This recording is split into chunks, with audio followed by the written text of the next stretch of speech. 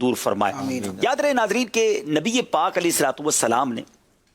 سب سے پہلے ابو لہب کی جو لونڈی تھی سویبہ رضی اللہ تعالی عنہا، ان کا دودھ نوش فرمایا، پھر اپنی والدہ ماجدہ حضرت آمنہ رضی اللہ تعالیٰ عنہ کے دودھ سے سیراب ہوتے رہے، پھر بی بی حلیمہ سعدیہ کا مقدر جاگا اور آپ انہیں اپنے ساتھ لے گئیں اور اپنے قبیلے میں رکھ کر آپ کو دودھ پلاتی رہی، اور اس طرح نبی پاک علیہ الصلوۃ والسلام کا جو دودھ پینے کا زمانہ تھا وہ گزرا۔ اہل عرب میں شرفائے عرب میں یہ ایک انداز تھا کہ بچوں کی اچھی پرورش کے لیے، اچھی آب و ہوا کے لیے بھی، اور ایک اس میں یوں سمجھیے کہ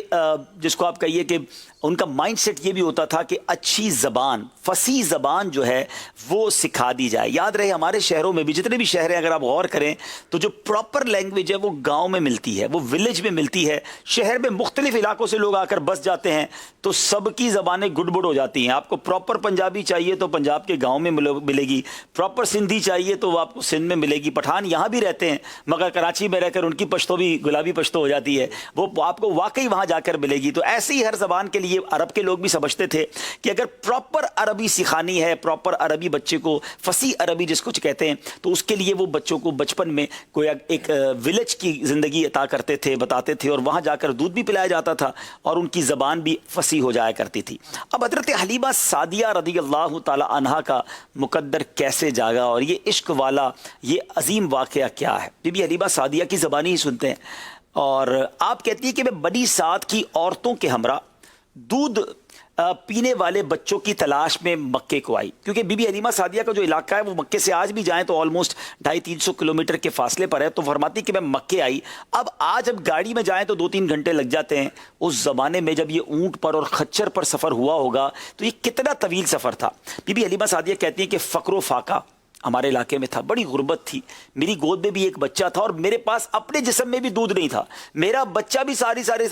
رات بلکتا رہتا تھا، میں اسے بھی دودھ نہیں پلا سکتی تھی، یعنی خود بھی لاغر۔ فرماتی میرے ساتھ جو خچر تھا جس پہ میں سوار ہو کر قافلے والوں کے ساتھ مکے جا رہی تھی وہ بھی اتنا لاغر تھا کہ سب سے پیچھے رہ جاتا تھا، قافلے والے میری وجہ سے پریشان ہو جاتے تھے، ان کو روکنا پڑتا تھا، پیچھے مڑ کر دیکھتے تھے، اور پھر بی بی حلیمہ سعدیہ کہتی کہ میں اس کے ساتھ مل جایا کرتی۔ اب جب مکے پاک پہنچے ایک اونٹنی بھی ساتھ تھی، اس میں بھی دودھ نہیں تھا کہ اب اونٹنی کا دودھ پی سکے، وہ بھی تھک کر بیٹھ جایا کرتی تھی۔ تو اب یہ ہوا کہ فرماتی جب ہم مکہ پاک پہنچے تو جو عورت یہ سنتی نبی پاک علیہ الصلوۃ والسلام کے بارے میں کہ ان کے والد نہیں ہیں، وہاں عجب ماجرا تھا، شاید لوگ جانتے نہیں تھے کہ نبی پاک کیا عظیم ہستی ہے کہ جس کے گھر جانا ہے اس کی مقدر جگہ دینے ہیں،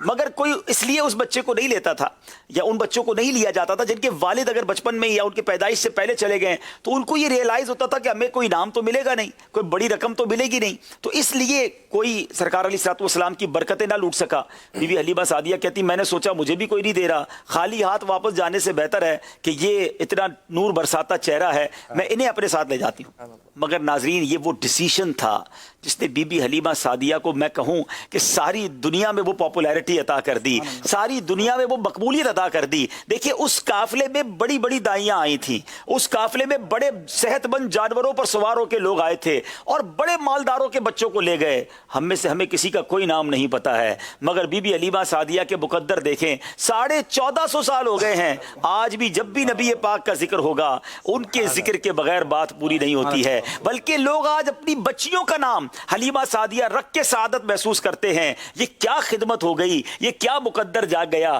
پھر کیوں نہ وہ شاعر کا جو نعت کا وہ شعر ہے ہم سنے عارف بھائی سے کہ یہ کہتی تھی گھر گھر میں جا کر حلیمہ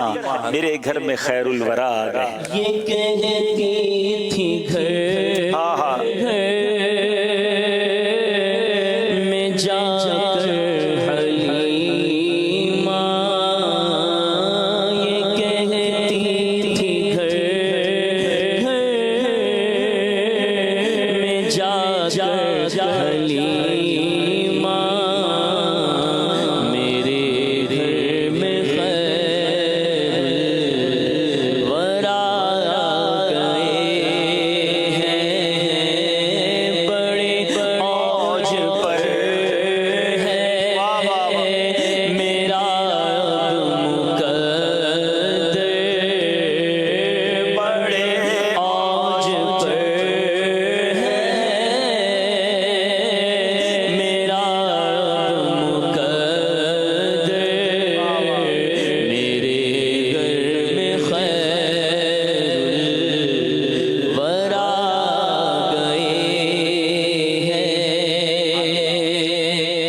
انشاءاللہ آج اب آپ کو بی بی حلیمہ سعدیہ رضی اللہ تعالیٰ عنہ کے اس مبارک محلے میں گویا ان فضاؤں میں بھی لیے چلیں گے، آپ کو وہ مکان بھی دکھائیں گے۔ بہرحال اب تو وہ مکان نہیں بچا، لیکن اس کی فضائیں ہیں اور جب بھی جاتے ہیں تو ایمان تازہ ہو جاتا ہے۔ بہرحال اب بی بی حلیمہ سعدیہ خود کہتی ہیں کہ وہاں مکے میں بھی تھے تو میں خیمے میں لے کر اس نورانی چہرے والے بچے کو جب اپنے خیمے میں لے کر گئی تو میری گود میں آتے ہی مجھے ایسا لگا کہ میری تقدیر جاگ اٹھی ہے، میرا مقدر تبدیل ہونے لگ گیا ہے۔ فرماتی میرے پاس اپنے بچے کے لیے میرے جسم میں دودھ نہیں تھا، مگر اب میرے جسم میں بھی طاقت آ گئی، میرے جسم میں بھی دودھ کی فراوانی ہو گئی۔ فرماتی میں نے جب نبی پاک علیہ الصلوۃ والسلام کو دودھ پلایا تو اتنا مجھے اللہ تعالیٰ نے برکت دے دی کہ انہیں بھی پلا دیا، اپنے دوسرے بیٹے کو بھی پلا دیا، دونوں بڑے سکون سے آرام کرنے لگے۔ فرماتی ہے کہ میں اب دیکھ رہی ہوں اپنے اونٹنی کو جو خیمے کے ساتھ بندھی ہوئی ہے، اس کے تھنوں میں بھی دودھ آ گیا ہے، وہ دودھ میں نے بھی پیا، میرے شوہر نے بھی پیا، اور میرے شوہر کہتے ہیں حلیمہ بڑی برکت والا بچہ لائی ہو،